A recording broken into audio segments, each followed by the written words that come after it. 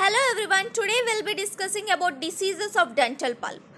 So here in this video we'll be discussing what is dental pulp, what are the causes of pulpal diseases, and then finally the diseases of dental pulp in detail. So starting with pulp, what is a pulp? It is a formative organ. Why is that so? Because it builds primary dentin during development of tooth, secondary dentin after tooth eruption, and reparative dentin in response to stimulation as long as odontoblasts are intact.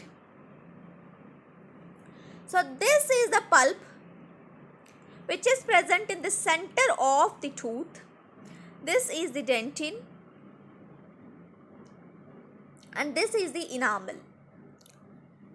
Histology of pulp. So this is the dentin and this is predentin, and this dentin is laid up by odontoblasts. This is the pulp which consists of cell-free zone with no cells, cell-rich zone full of cells, and the pulp core.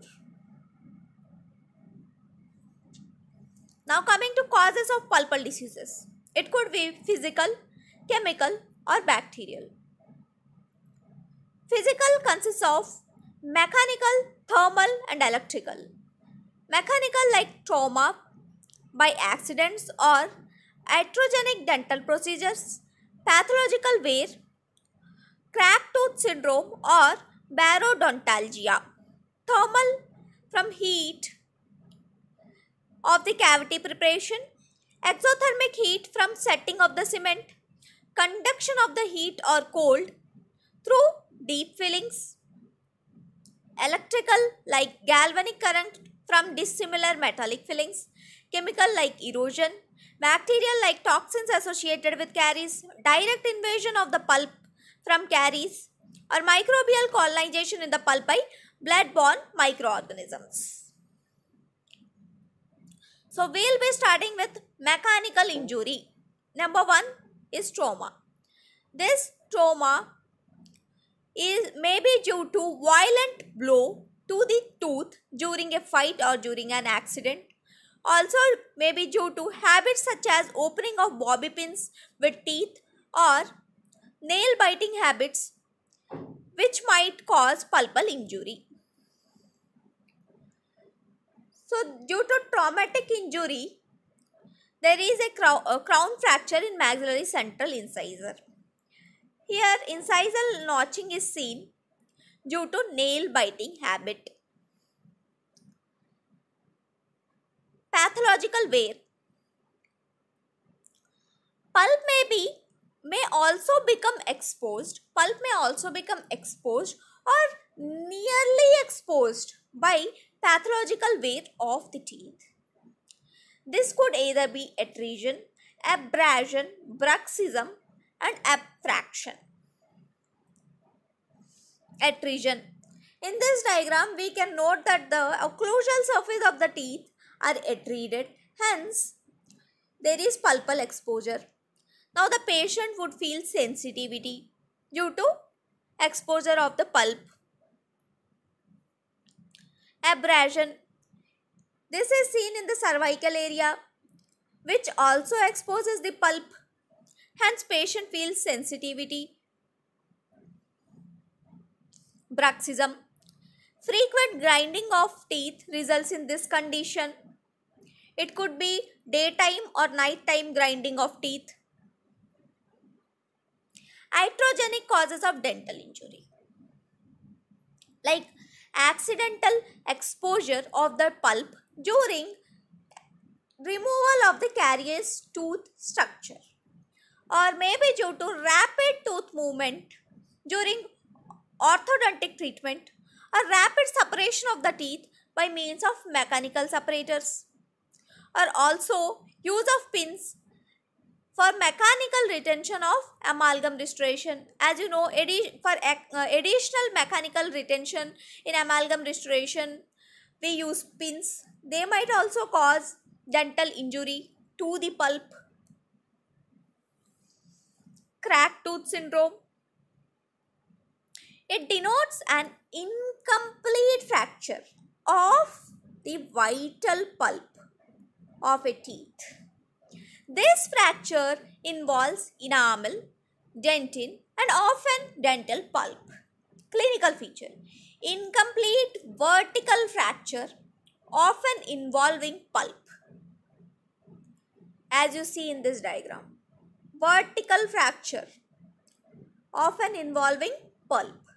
So, the treatment for this is reduction of occlusal contacts and full coverage, occlusal coverage, or restoration of the tooth. Parodontalgia is also known as aerodontalgia, which denotes to toothache occurring at low atmospheric pressure experienced either during fight or during test run in decompressed chambers. So it is observed in altitudes over 5,000 feet, but not more likely to occur at 10,000 feet or above. So now we have completed till this. That means we have completed mechanical causes of pulpal disease. Now we'll start with thermal injuries. Under thermal injuries, we have heat from cavity preparation. So cavity preparation also produces temperature changes and it is sensed as pain. This sensation of pain is a warning sign that pulp is endangered. So this is a kind of protective reaction. Evidences suggested that pulpal damage is repaired more rapidly when cavity preparation is done in presence of water. Hence, cavity preparation should always be done in presence of water. Otherwise, it might lead to damage and abscess formation. Number 2 is heat conduction by filling. Metallic filling close to the pulp without an intermediate cement may conduct temperature changes rapidly to the pulp and may eventually cause irreversible changes. So, when metallic fillings are placed close to the pulp, that too without an intermediate cement, these temperature changes from the metallic filling are conducted rapidly to the pulp and might cause irreversible changes of the pulp. So, whether the pulpal change is reversible or irreversible depends on remaining dentin thickness.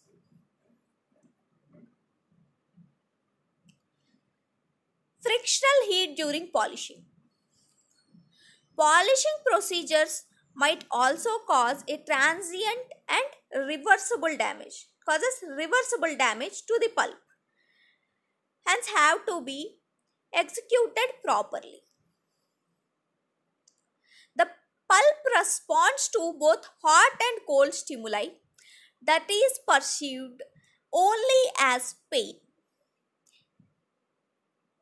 Heat at temperatures between 60°F and 130°F when applied directly to an intact tooth surface is usually well tolerated. When applied to intact tooth surface, it is usually well tolerated by the pulp. But foodstuffs and beverages above or below this temperature range can also be endured.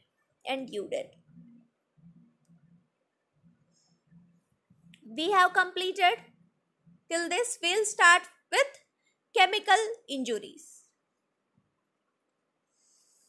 Chemical causes of pulpal injury are probably the least common.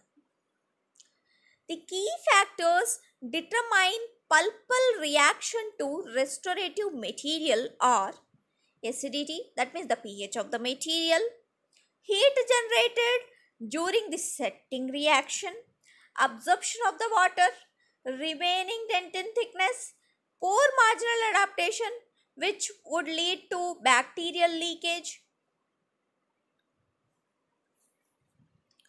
So the fillings made of silver amalgam or composite may produce a pulpal reaction when they are inserted in cavities with very less remaining dentin thickness. That means in deep cavities. So the deeper the cavity, the greater is the damage. But in most cases, the pulp recovers from these injuries. So it is irreversible damage. Bacteria. So the most common cause of bacterial injury, pulpal injury is bacterial. Most common cause of pulpal injury is bacterial. Bacteria or their products may enter the pulp through a break in the dentin, either from the caries or by accidental exposure, or from developmental grooves, from the perforations, from extension of infection from the gingiva, or by the way of blood.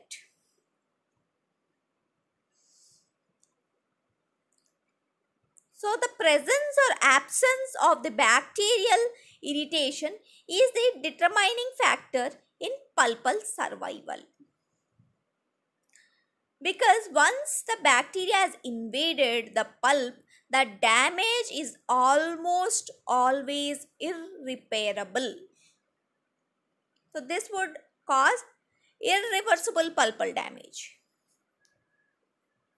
Bacteria which are involved are mostly streptococci, staphylococci. Species that have been found recently are Porphyromonas gingivalis, Endodontalis, Nucleatum. Also PCR shows Treponema denticulata. Now let's see the reaction of the pulp to bacterial invasion. In case of caries or trauma, bacteria invades, which is however confined to a small area of pulpal exposure. Hence, it is localized infection. In case of mild or severe infective process, coronal pulp is involved and apical pulp is still normal. Thus, the reaction of the pulp in involved area is inflammatory response. It is inflammatory response. So, this is a tooth with caries, and through this caries the bacteria has invaded into the pulp chamber of this tooth. Now, the neutrophils reach the area and prevent further dissemination of bacteria. But some microbes enter through dentinal tubules. Now, no little room is provided during inflammatory space because pulp is present in the center. So, very little room is provided during this inflammatory state. Hence, this inflammation extends deep into the pulp. So, the symptoms of acute reaction are now manifested. Inflammatory exudates accumulate, which pressurize the nerve endings. This would lead to pain. Disturbances in nutrient supply also occurs. So many neutrophils die. Hence pus is formed. That means area of necrosis develops, which in turn further irritates nerve cells. In case of severe infection, lymphocytes and plasma cells replace neutrophils. Inflammatory reaction may be confined to the surface of the pulp, but this chronic inflammatory state can be localized for a long time, or it might penetrate deep into the pulp and cause acute reaction manifested by clinical flare-up. In either of the cases, inflammation continues till the whole pulp is involved, leading to death. So there could be death of microbes or microbes might survive. This is the more commoner thing which happens. Microbes normally survive. They cause periapical infection.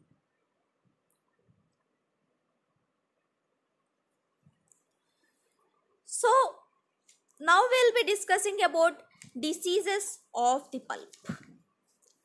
This is a clinical classification of diseases of pulp. There are three types: inflammatory disease of dental pulp, pulpal degeneration, and pulp necrosis. This inflammatory disease of pulp could be reversible or irreversible. Irreversible pulpitis can be symptomatic irreversible pulpitis or asymptomatic irreversible pulpitis. Then chronic hyperplastic pulpitis or internal resorption.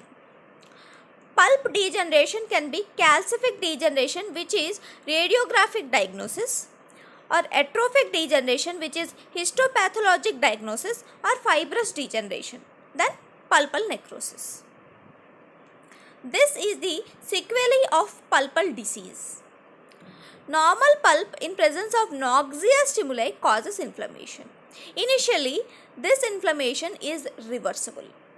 Reversible pulpitis. That means it is capable of reverting back to normal state followed by removal of the stimulus. This progresses to irreversible pulpitis. Now this irreversible pulpitis can be asymptomatic or symptomatic as said. But this asymptomatic irreversible pulpitis becomes symptomatic irreversible pulpitis when no treatment is done. Also, this irreversible pulpitis can progress to chronic hyperplastic pulpitis or internal resorption. In either of the cases, they progress to become pulpal necrosis, to result in pulpal necrosis. However, ischemia induced by traumatic injury to the normal pulp results in pulpal necrosis. Also, stimuli causing degenerative pulpal changes to the normal pulp results in calcific degeneration or calcific metamorphosis. We will be discussing about all these in detail. Starting with inflammatory disease of the dental pulp. Number 1, reversible pulpitis. Reversible pulpitis is a mild to moderate inflammatory condition of the pulp which is caused by noxious stimuli, in which the pulp is capable of returning to uninflamed state following removal of the stimuli. This is important. It is capable of returning to its normal state after the removal of the stimuli. Causes of reversible pulpitis, as we have already discussed: trauma, thermal shock, excessive dehydration of cavity, placement of fresh amalgam in contact with or occluding a cast restoration, chemical stimulus like sweet and sour foodstuffs, then bacteria from caries. Symptoms of reversible pulpitis: short, sharp pain lasting for a moment. That means it is relieved by removal of the stimuli. It is always specific to a stimulus, but it is brought more often by cold stimuli than hot stimulus. So this is an example. The maxillary first molar was restored with amalgam restoration. The tooth was symptomatic for biting forces and cold application. That means reversible pulpitis has occurred. Hence, the amalgam was removed. Then it was restored with direct composite using total etch technique. And now the teeth is asymptomatic and is vital for 5 years. The diagnosis of reversible pulpitis. It is based on the clinical symptoms that we have discussed. Cold application, but it is negative on percussion, or no mobility as such is seen. Also, normal periapical tissue is found. Histopathology. Hyperemia or mild to moderate inflammatory changes limited to involved dentinal tubules. Reparative dentin is seen with dilated blood vessels and extravasation of edema fluid. Treatment of reversible pulpitis. As we have discussed in that example, noxious stimuli, in that case was amalgam, should be removed, and then the teeth is tested for vitality to make sure that necrosis has not occurred. If symptoms still persist even after proper treatment, then the inflammation is regarded as irreversible. As I have discussed in sequelae of pulpal disease, reversible pulpitis might progress to irreversible pulpitis. So if the symptoms still persist, then it has progressed to irreversible pulpitis. In that case, the pulp has to be removed. Coming to irreversible pulpitis. So irreversible pulpitis is a persistent inflammatory condition. It is a persistent inflammatory condition of the pulp that could be symptomatic or asymptomatic in nature, with the pulp becoming incapable of healing. It is incapable of healing, and it is a persistent inflammatory condition. So it is of two types, symptomatic and asymptomatic. As said, asymptomatic shows no symptoms, but if asymptomatic tooth is left untreated, it would become symptomatic irreversible pulpitis. So causes of irreversible pulpitis: mostly bacterial involvement. Other causes are chemical, thermal, mechanical causes or the factors which cause pulpitis that we have discussed. This is an example. Here in this diagram we get to see a fractured restoration along with secondary caries, which has shown clinical signs of irreversible pulpitis. This is a radiographic picture of the same. See, in this radiographic picture, there was no periapical changes that were seen.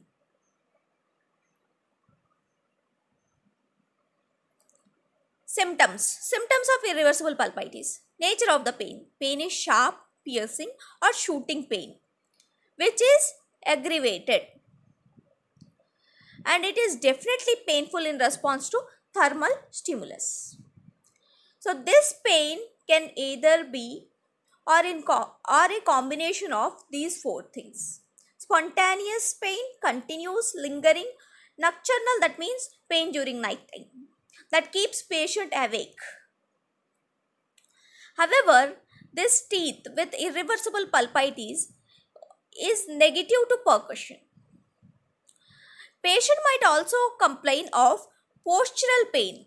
That means during bending down or lying down, patient feels pain. Patient may also have pain referred to adjacent tissues like sinuses in case of maxillary teeth and ear in the face of the mandible teeth. However, in later stages, pain is more severe and is generally described as boring, throbbing, or as tooth is in constant pressure. I'll tell you why the tooth is in constant pressure. I'll tell you soon. Nocturnal pain, as discussed, it keeps the patient awake, and this pain is increased by heat. However, it is released by heat, but continued cold application may intensify pain. This irreversible pulpitis in later stages may land up to be apical periodontitis. See, this is the pulp. It is the centermost organ of the teeth.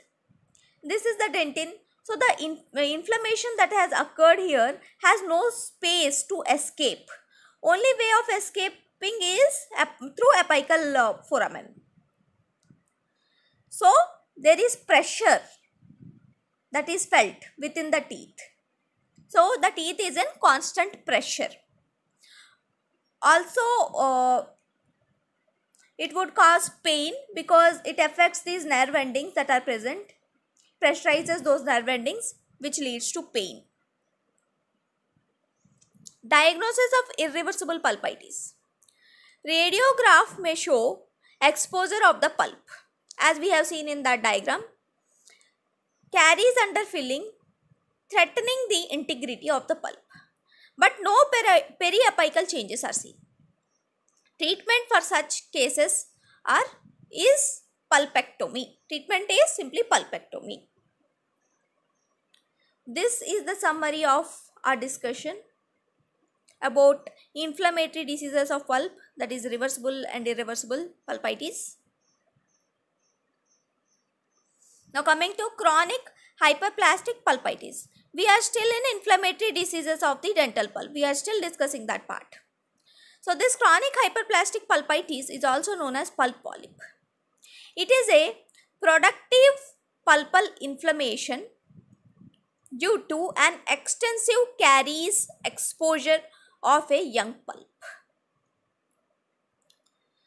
So it is characterized by development of the granulation tissue, which is at times covered with the epithelium, and resulting from long-standing low-grade irritation.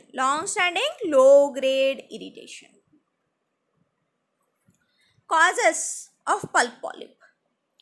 Slow progressive caries exposure. As I said here, it results from a long-standing low-grade irritation. Hence, that irritation here is slow progressive caries exposure.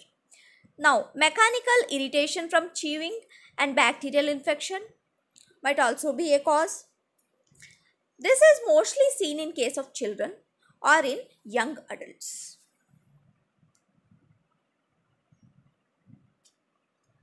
Symptoms. Normally, such teeth are symptomless, but during mastication, the pressure of the food bolus causes discomfort.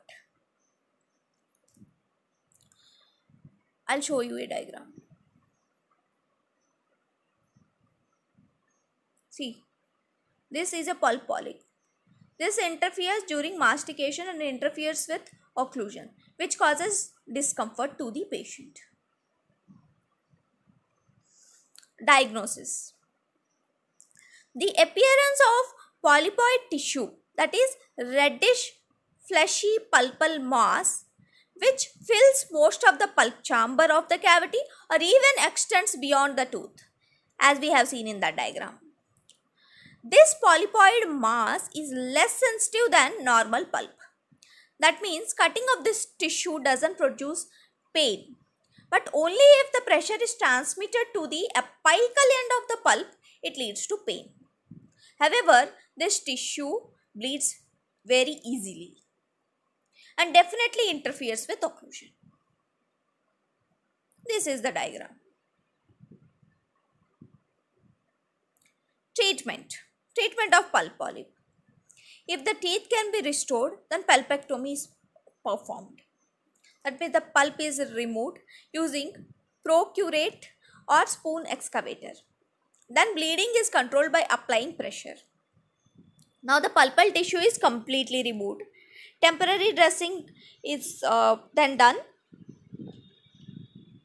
which is in contact with radicular pulp. In later stages, the radicular pulp is also removed.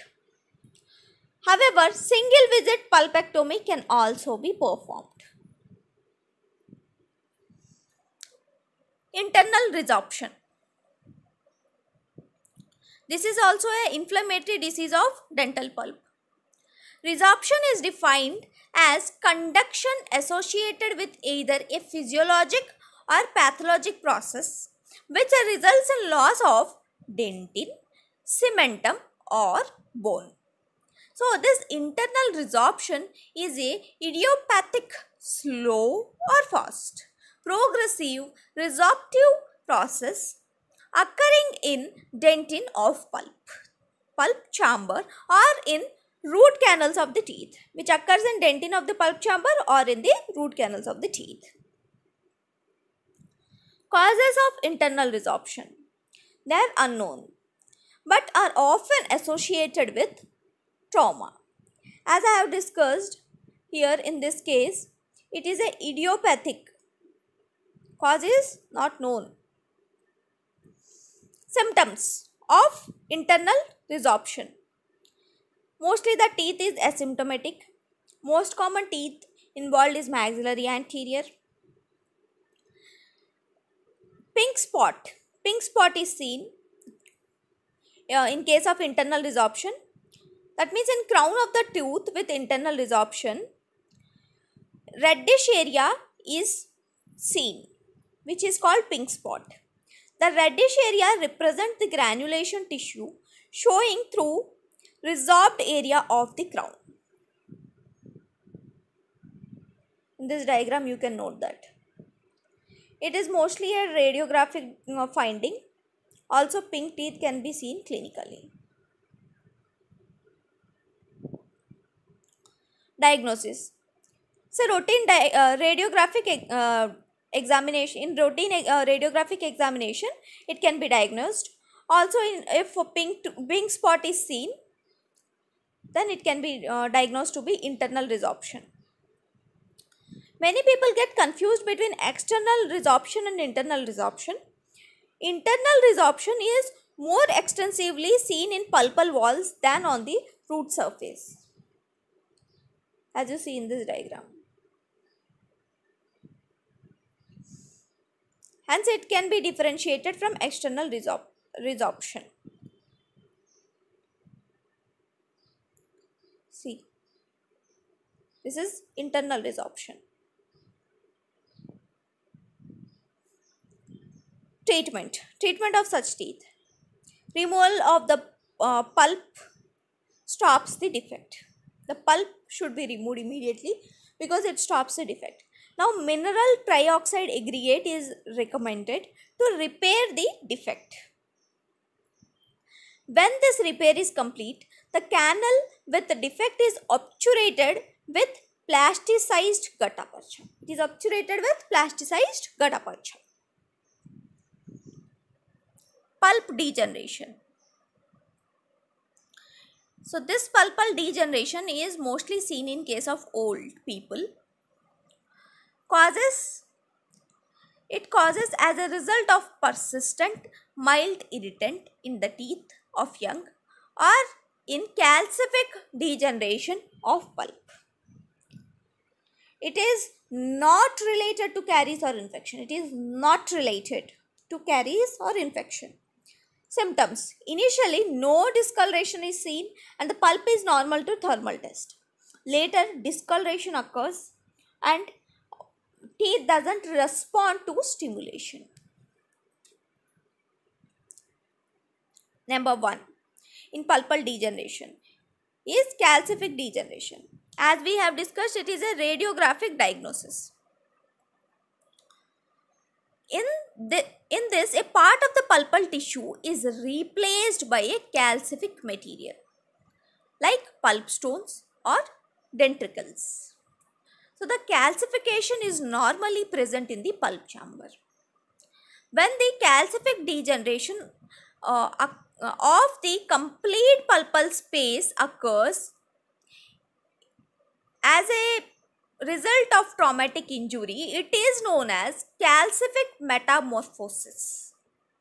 When complete pulpal space is involved, then it is known as calcific metamorphosis.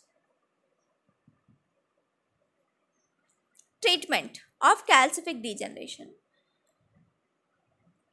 For asymptomatic teeth, aesthetic management of discolored tooth with full coverage restoration is done.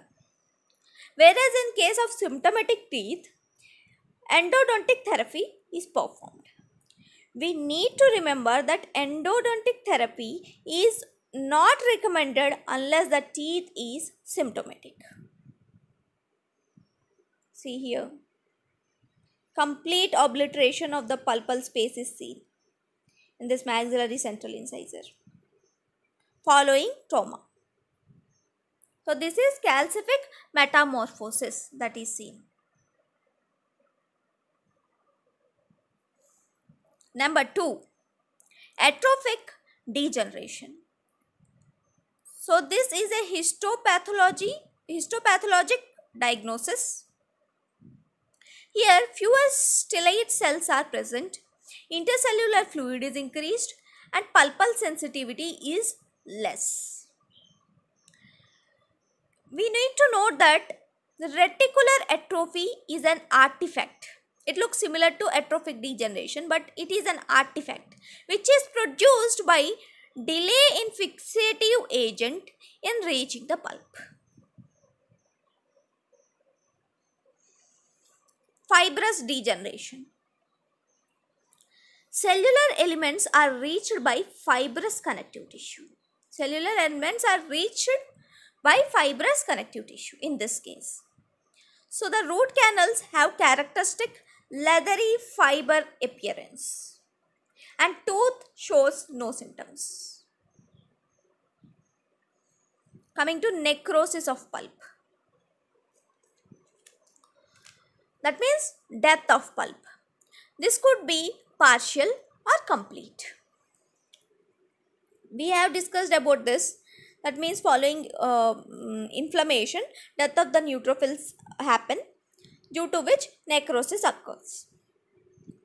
But in case of traumatic injury of the pulp is destroyed. Therefore, ischemic infraction occurs. This results in dry gangrenous necrotic pulp. So, these two are the causes of necrosis of the pulp. Diagnosis of the pulp necrosis. In some patient, pulp has died as a result of trauma. A few patients have a history of severe pain lasting for few minutes to few hours. Only a few patients. Followed by complete and sudden cessation of the pain. This is important. The pain lasts for few minutes to few hours, followed by complete or sudden cessation of the pain. Others are asymptomatic. Rarely this necrotic pulp responds to electric pulp tester and cold. So because pulpal necrosis has occurred, it doesn't respond normally to the electric pulp tester or to cold. It only responds in few cases. What are those cases? If the electric current is conducted through the moisture present in a root canal following liquefaction necrosis. Following what? Liquefaction necrosis to the neighboring vital tissue. To the neighboring vital tissue. Also, if few apical nerve fibers survive, they respond. So these were the two cases wherein electric pulp tester shows positive result. A correlation of cold and electric tests and definitely the history of pain would establish a correct diagnosis. Types of necrosis. There are two types: coagulative necrosis and liquefaction necrosis. Liquefaction necrosis results when proteolytic enzymes convert the tissue into softened mass, a liquid. Coagulative necrosis results in the soluble portion of the tissue being precipitated or is converted into solid material. So now this caseous necrosis is a form of coagulative necrosis wherein the tissue is converted into cheesy mass. This cheesy mass consists of coagulated proteins, fats and water. Treatment of pulp necrosis. It is pulpectomy. That means complete removal of the pulp followed by obturation of the root canals. Thank you.